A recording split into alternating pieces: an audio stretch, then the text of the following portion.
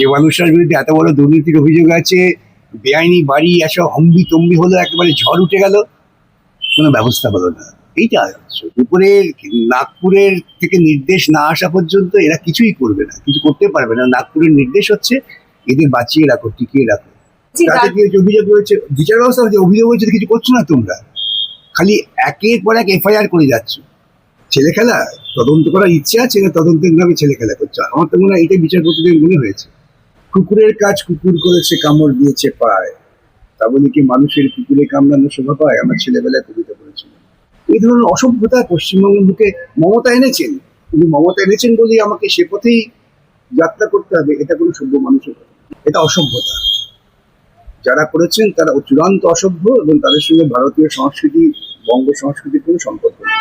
পশ্চিমবঙ্গের রাজনীতিতে বিরোধী এবং শাসক দল তারা রাজনৈতিক মতাদর্শ নিয়ে লড়াই করতো, কিন্তু ব্যক্তিগতভাবে কোনো রকম বৈরিতা ছিল না। এই নতুন মুখ্যমন্ত্রী, পুরনো মুখ্যমন্ত্রী দেখানো পথেই চলছেন। যাও, টাকা দাও, চাকরি দাও, মুখ বন্ধ করে দাও।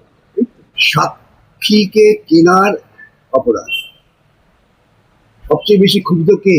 ওই ভদ্রমহিলা, তিনি সবচেয়ে বেশি প্রতিবাদে মুখ খুলবেন, তার মুখে একটা দিয়ে দাও যাতে মুখ না খোলেন। দরিদ্র মানুষ পশ্চিমবঙ্গের মুখে এই টাকা দিয়ে, জনগণের টাকা দিয়ে সাক্ষী কিনে অপরাধীদের আড়াল করার প্রচেষ্টা, যেটা মমতা চালু করেছিলেন, সেটা শুভেন্দু ফলো করেছে। যে মানুষের বিরুদ্ধে ভুরি ভুরি দুর্নীতির অভিযোগ রয়েছে, এফআইআর রয়েছে, তারপরেও এইটা আলোচ্য বিষয়। যে মানুষটার বিরুদ্ধে এত বড় দুর্নীতির অভিযোগ আছে, বেআইনি বাড়ি এসব হম্বি তম্বি হলো, একেবারে ঝড় উঠে গেল, কোনো ব্যবস্থা হলো না। এইটা আলোচ্য। গ্রেফতার করা অব্দি গেল না, কিছুই করা যাবে না। উপরের নাগপুরের থেকে নির্দেশ না আসা পর্যন্ত এরা কিছুই করবে না, কিছু করতে পারবে না। নাগপুরের নির্দেশ হচ্ছে এদের বাঁচিয়ে রাখো, টিকিয়ে রাখো, সেটাই চলছে। সেই জায়গায় দাঁড়িয়ে বিচার ব্যবস্থা কি কোথাও আক্রান্ত? না না, বিচার ব্যবস্থায় কোনো ইস্যুই না। যা পয়সা আছে বিদেশ যাবি, ঘুরে আয়, এই ভেবেছে। যার বিরুদ্ধে এত অভিযোগ রয়েছে, আবারও একই কথাই বলছি, তাতে কি হচ্ছে, অভিযোগ হয়েছে, বিচার ব্যবস্থা হচ্ছে, অভিযোগ হয়েছে, কিছু করছো না তোমরা, খালি একের পর এক এফআইআর করে যাচ্ছ। ব্যাপারটা কি? ছেলে খেলা, তদন্ত করার ইচ্ছে আছে না, তদন্তের নামে ছেলে খেলা করছে। আমার তো মনে হয় এটাই বিচারপতিদের মনে হয়েছে। স্যার, একেবারে অন্য প্রসঙ্গ, মমতা বন্দ্যোপাধ্যায় কালকে গেছিলেন, সেখানে গিয়ে তার গাড়ি থেকে জুতো কাদা ছোড়া হয়েছে। এটা অসভ্যতা।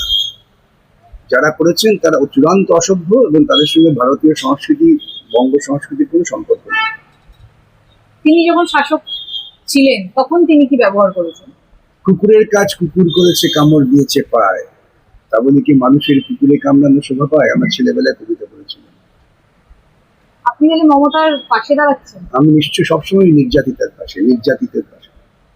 কিন্তু যখন জুতো এবং কাদা ছোড়া হচ্ছিল তখন প্রাক্তন মুখ্যমন্ত্রী বলছেন কাজটা নামিয়ে রাখুন, কাজ তুলবেন না। সেটা উনি কি বলেছেন না বলেছেন, ওকে তো নিয়ন্ত্রণ করে শুভেন্দু বাবুর দাদারা, তারা বলতে পারবেন। আমি চূড়ান্ত ভাবে একজন মানুষ, সে মমতা হোক, আগেও আমি বলেছি, যখন দিন চড়া হচ্ছিল, যখন কোমরে দড়ি দিয়ে রাস্তায় ঘোরানো হচ্ছিল, প্রথম আমি প্রতিবাদ করেছিলাম যে এগুলো হওয়া উচিত না, এগুলো অসভ্যতা। আমাদের একটা সাংস্কৃতিক ন্যূনতম মান আছে। পশ্চিমবঙ্গের রাজনীতিতে সংস্কৃতি ছিল না। পশ্চিমবঙ্গের রাজনীতিতে বিরোধী এবং শাসক দল তারা রাজনৈতিক মতাদর্শ নিয়ে লড়াই করতো, কিন্তু ব্যক্তিগতভাবে কোনো রকম বৈরিতা ছিল না। আমি নিজে শুনেছি প্রফুল্ল সেন, প্রমোদ দাশগুপ্ত স্মরণ সভায় বলেছেন কথা, যে রোজ প্রমোদ সন্ধ্যেবেলা আমাকে ফোন করতো, দাদা কেমন আছে, আমি ওর খোঁজ খবর নিতাম। কিন্তু সারাদিন তো আমাদের কত বিতর্ক হতো। প্রমোদ দাশগুপ্তর কথা মানে কিন্তু সাংঘাতিক কঠোর কঠোর কথা ছিল। এটা কিন্তু কালচার, সেই কালচার কোথায় নামিয়ে নিয়ে গেছে এরা? আজকে মনীষা আমার ভিন্ন রাজনৈতিক দলের যদি হয়, তো মনীষাকে দেখলে আমি কথা বলবো, আমি ঘুরিয়ে নেবো। দেখি এই ধরনের অসভ্যতা পশ্চিমবঙ্গের বুকে মমতা এনেছেন, কিন্তু মমতা এনেছেন বলেই আমাকে সে পথেই যাত্রা করতে হবে, এটা কোনো সভ্য মানুষের কথা। কিন্তু সেই মৃত তৃণমূল কর্মীর পরিবার, তারা কিন্তু প্রাক্তন মুখ্যমন্ত্রীর সাথে দেখা করতে চাননি। তারা নতুন যে মুখ্যমন্ত্রী শুভেন্দু অধিকারীর উপরে ভরসা আস্থা রেখেছিলেন। এই নতুন মুখ্যমন্ত্রী, পুরনো মুখ্যমন্ত্রী দেখানো পথেই চলছেন। যাও, টাকা দাও, চাকরি দাও, মুখ বন্ধ করে দাও। এটা সরাসরি একটা অপরাধ। সাক্ষীকে কেনার অপরাধ। সবচেয়ে বেশি ক্ষুব্ধ কে? ওই ভদ্রমহিলা।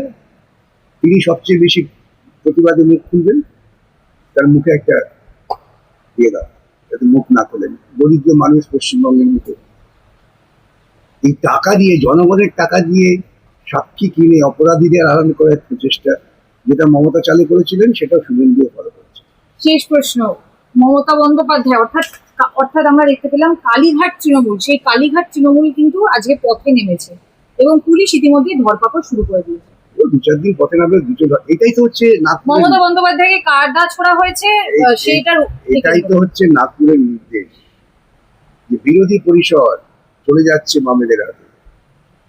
ঠেকাও, এসএস ঠেকাও, এমন কিছু করো যাতে মমতা আবার মমতার বুকের মাথায় আসে, সেই পরিকল্পনা এসে। আপনার কি মনে হয় মমতা বন্দ্যোপাধ্যায় আবার ঘুরে দাঁড়াতে পারবেন? জীবনে পারবে না। নাচায় পুতুল যত দক্ষবাজি করে, ওপর থেকে টানবে নাচবে, টানবে নাচবে, যেই ফেলে দেবে পড়ে যাবে।